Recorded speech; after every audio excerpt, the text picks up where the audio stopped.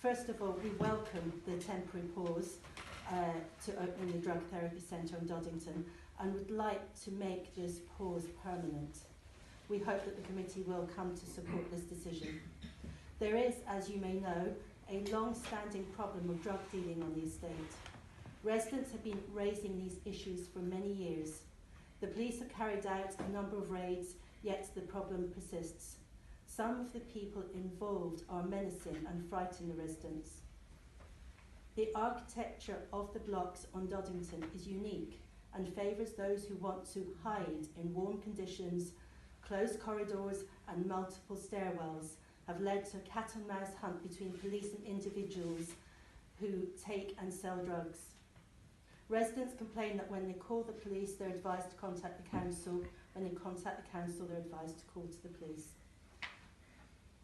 These factors have built up to create the circumstances, and unfortunately, sadly, we've seen the death of Mr. Tomlin, and the sad truth is we can't say we weren't warned by the residents. Mr. Tomlin lived and died in the building where the clinic would be sited. The clinic is in the main square of the estate. Residents feel it would be disrespectful to open the clinic and fear that it would attract more dealers to the area. And it's important to recognise the vulnerability of the patients attending the clinic and the council's responsibility to keep them safe and respect their privacy. While the evidence and reasoning between moving the existing service from St John's to North Battersea is understood, the residents tell us that they have not been listened to in both planning and the discharge that lead up to opening this clinic. Residents say that they sent in a petition that seemed to make no difference. They raised their objections at both the public meeting and at Queenstown Let's Talk. It seems that the decision was railroaded anyway. I want to be clear that this is not an attack on those who need or who will use the service. However, those with knowledge of the architecture, both material and social, of the Doddington would not consider placing a centre in the central square of the estate. It's an area where children play, where communal activities take place, and it's backing onto a pub.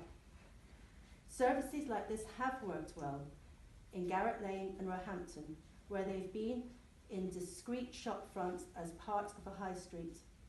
It is deeply unfair on both residents and service users to put it in such a highly visible location.